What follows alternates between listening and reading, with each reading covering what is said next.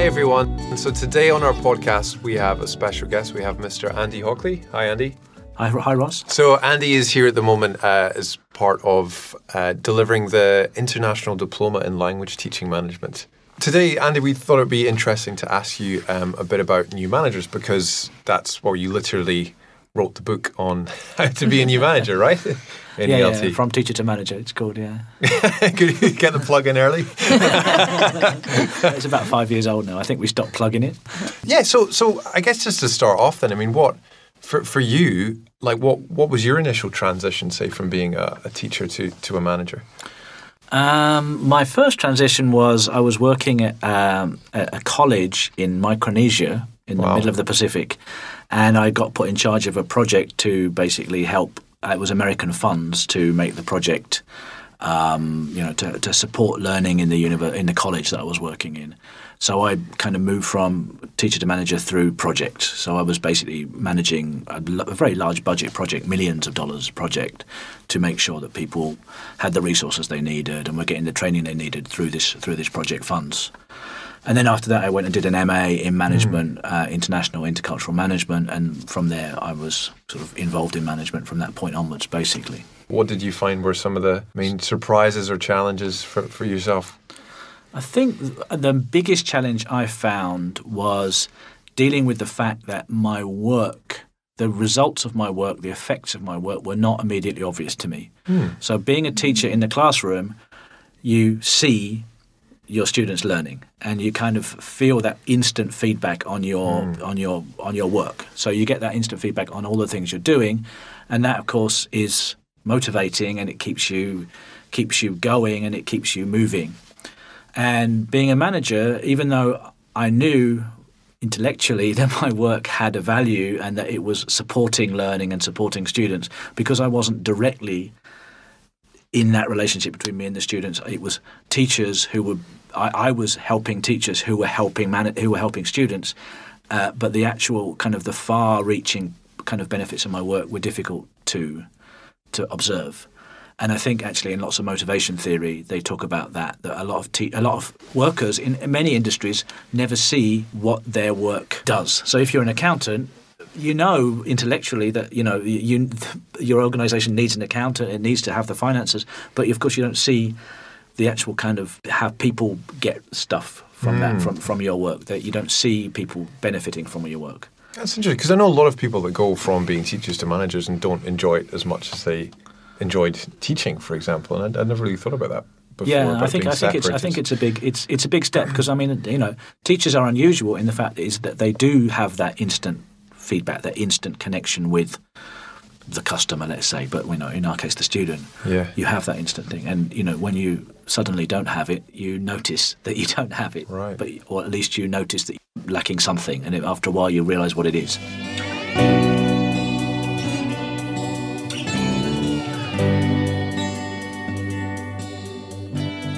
I was just saying to you, I think last night, like how much I enjoyed for the first time in a week going out and doing some face-to-face training with some new managers, and I was saying, it was great. It was the highlight of my week, and maybe that's because it was the first time that I was getting that sort of instant feedback from people rather than it gives you a buzz, that kind of feeling of being with trainees, or students or whoever.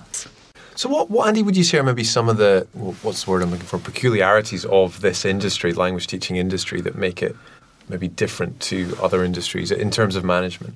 Well, I mean, the people you're managing are teachers, which is, I suspect, different from managing office staff. In some instances, obviously, in many organisations, language teaching organisations, you are managing. If you're a manager, you're managing a team partly or largely made up of expats in a foreign culture and surrounded by many admin staff who are not expats, which is an interesting kind of difference to most organisations. Most organisations don't have that kind of thing, even multinationals.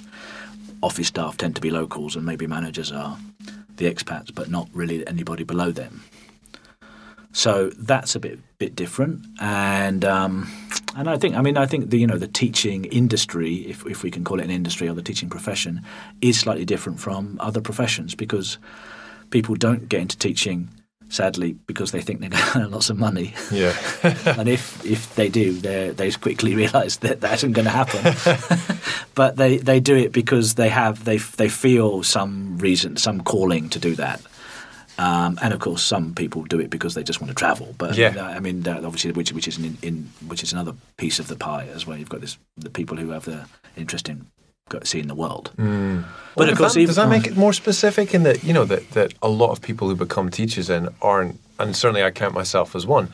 I didn't become a teacher because I wanted to be a teacher. I became a teacher because I wanted to travel. So you obviously have this group of people that are in this profession, but they didn't really choose the profession for the profession. They chose it for some other reason, and I guess that's maybe different to accountants and lawyers and.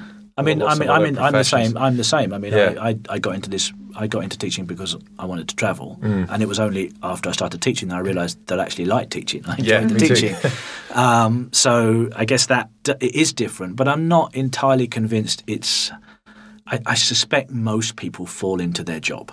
In some way. I think some people, you do meet people who from the age of 12 have decided what they want to do as a career. But I think most people, when they leave college or when they leave school, they have very little idea of what they want to do and they take a job. They might fall into, and after a while they work out what they like doing. And it may be the job that they fell into or it may be something else. Yeah, right. So, I think, we have a specific in the sense that we've got travelling as that initial motivator. But I'm not sure that in the end that's radically different from anywhere else. I don't know, honestly. No, I guess it's a fair point. I mean, I know the people that I know that say did law or something didn't do law because they were interested in law. It was because you get paid a lot of money if you're a lawyer. So I guess it's kind of... So you're motivated by money, so you become a lawyer. Yeah. So what about, to go back to teachers becoming managers, and what skills do you think teachers can pull from their skill set of being a teacher and working in the classroom and working with students all the time that help them or could help them to be managers? I think most skills that teachers have are skills that managers need to have as well. I mean, being a manager is about communication, it's about listening to people, it's about dealing with conflict, it's about team building, it's about creating sort of a sense of identity. I mean, and all of those things that we do that as teachers. I mean, we have those skills. I mean, we take a lot of our skills from teaching when we move to management. We have all of those skills.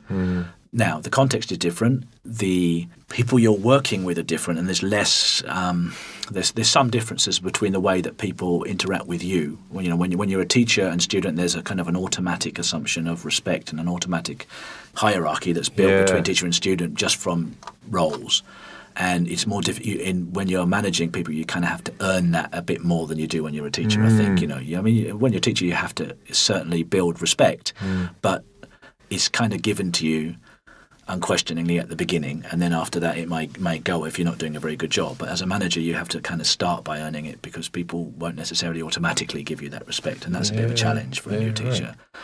There is a big transference of skills. I mean, there are some skills that managers need to have that teachers don't necessarily have, like financial management skills or marketing or all of these things, which are kind of new skills that you need to pick up on. But for the main part, I think most of the skills you have as a teacher. It's just a question of working out how you kind of transfer those from the skill set in the classroom to the skill set in the staff room, if you like. Right.